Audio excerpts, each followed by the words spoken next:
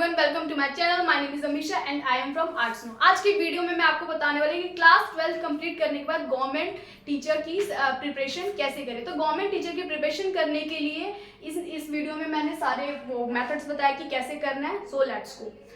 सबसे पहले मैं आपको बताऊंगी कि टीचर कितने टाइप्स के होते हैं। तो टीचर जो होते हैं टोटल 3 टाइप्स के होते हैं। फर्स्ट ऑफ ऑल फर्स्ट जो टीचर है वो है primary teacher. Primary teacher PRT का फुल फॉर्म है प्राइमरी टीचर, तो कंफ्यूज मत होना, ठीक है। प्राइमरी टीचर किसके लिए एलिजिबल होती है? Primary teacher 1st to 5th classes को पढ़ाने के लिए एलिजिबल होती है, ठीक है। तो इसमें क्या क्या करना होता है? इसमें क्लास 12 करने के बाद भी आप इसके लिए एलिजिबल हो, ठीक है। क्लास 12 करने के बाद आप डीएलएड का कोर्स कर सकते हो। तो डीएलएड का जो कोर्स करने के बाद प्राइमरी टीचर के लिए आप बिल्कुल परफेक्ट हो।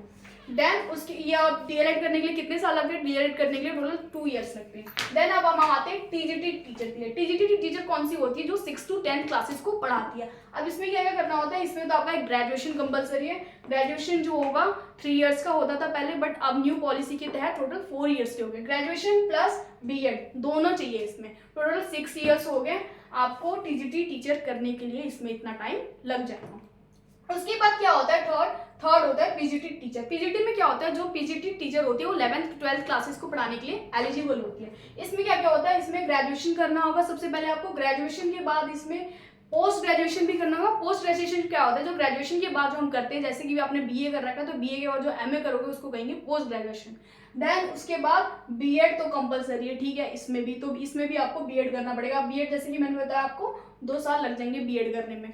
तो आपके जो मार्क्स हैं यूजी और ये पीजी, ग्रेजुएशन और पोस्ट ग्रेजुएशन दोनों में आपके मिनिमम 50% मार्क्स होने चाहिए किसमें? बीएड में एडमिशन लेने के लिए। देन उसके बाद मैं आपके बताती हूँ कि टीचर ट्रेनिंग कोर्स में करना क्या है। टीचर ट्रेनिंग कोर्स जैसे कि मैंने आपको बताया कि पीआरटी में 12th करने के बाद आपको डीएलएड करना पड़ेगा प्राइमरी टीचर के लिए। देन बीएड आपको करना है। बीएड किसके लिए करना है? 6 to 10 क्लासेस को अगर आपको पढ़ाना है तो उसके लिए आपको क्या करना पड़ेगा? बीएड करना पड़ेगा। अगर आपको लेक्चरर बनना है, लेक्चर 11 12 क्लासेस को जो पढ़ाते हैं उनको लेक्चरर भी कहा जाता है, तो उसके लिए आपको बीएलएड करना पड़ेगा। बीएलएड क्या होता है? बीएलएड वो होता है जो इंटीग्रेटेड कॉलेज होता है। जैसे कि ग्रेजुएशन प्लस अगर आप बीएड कर रहे हो तो उसको इंटीग्रेटेड कॉलेज। इंटीग्रेटेड कॉलेज में फायदा क्या होता है? फायदा ये होता है कि बीए और बीएड दोनों एक साथ हो जाता है, तो इसमें फायदा ये होता है। लेकिन एक चीज का लॉस भी है, ध्यान रखना। जैसे कि आप स्पेसिफिक सब्जेक्ट इंग्लिश की सब्जेक्ट के आप टीचर बनना चाहते हो तो आपकी इंग्लिश में पकड़ अच्छी होनी चाहिए। तो बीए आपने इसमें ले लिया, बीए में आप इंग्लिश ऑनर्स कर रहे हो, पता चला आपका बीएड में उसमें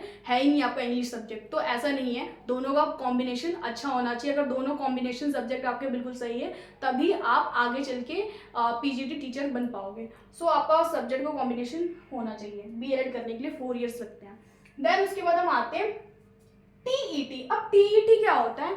आपने ये सारे कोर्सेज कर लिए, देन आपको पता चला कि आप टीचर के लिए आप जो कोर्सेज हमने किए हैं, आजकल तो सारे खरीदे भी जाते हैं डिग्री, तो बाहर वाले को क्या पता जो आपका एग्जामिनर है कि आप टीचर पढ़ा सकते हो नहीं पढ़ा सकते हो। तो इसी के लिए टीचर का एक टेस्ट लेने के लिए एक टेस्ट किया जाता है जिसको टीईटी कहते हैं, टीचर एलिजिबिलिटी टेस्ट। ये टेस्ट इसलिए किया जाता है ताकि पता चले कि ये जो डिग्री है वो सही है नहीं है। डिग्री अगर आप किसी को दिखा रहे हो, ठीक है, तो सामने वाले पर्सन को तो यही लगेगा कि ये बिल्कुल सही है, मतलब इतने डिग्री किया है, लेकिन डिस्टेंस से कर रहे हो आप, कैसे कर रहे हो, आपने डिग्री खरीदा है तो उसको पता नहीं है। तो इसलिए टेस्ट रखा जाता है ताकि अगर ये टेस्ट आपने अगर क्वालिफाई कर लिया, क्लियर कर लिया, तो देन आप टीचर की ट्रेनिंग के लिए, टीचर ट्रेनिंग करने के बाद फिर आप टीचर बन सकते हो। तो इसलिए टीचर एलिजिबिलिटी टेस्ट रखा जाता है। अब देखो एसटीईटी, इसमें भी 2 टाइप्स के होते हैं। एसटीईटी क्या होता है? ये स्टेट टीचर होता है। अब स्टेट टीचर में क्या होता है? जैसे कि आपने यहाँ पे हो उत्तर प्रदेश में हो, तो उत्तर प्रदेश में आपने टीचर के लिए अप्लाई किया, तो क्या स्टेट है, तो अगर आप स्टेट में अप्लाई कर रहे हो तो उसी स्टेट के लिए ही बस आप एलिजिबल हो। आप कहीं और मतलब टीचर के लिए कहीं और जैसे कि ट्रांसफर वगैरह करवा सकते हो, तो वैसा नहीं हो सकता। और सीटेड क्या होता है? सेंट्रल टीचर होता है। तो सेंट्रल में क्या होता है कि सेंट्रल लेवल पे अगर आप टेस्ट दे रहे हो तो सेंट्रल लेवल पे आप कहीं भी मतलब कहीं अदर स्टेट में भी आप अपना ट्रांसफर करवा सकते हो। तो ये बिल्कुल ऑलराउंड है। सो अगर स्टूडेंट्स आपको अगर इस वीडियो में कोई भी डाउट हो, ना समझ में आए, तो आप दोबारा कमेंट बॉक्स में मुझे रिप्लाई कर सकते हो।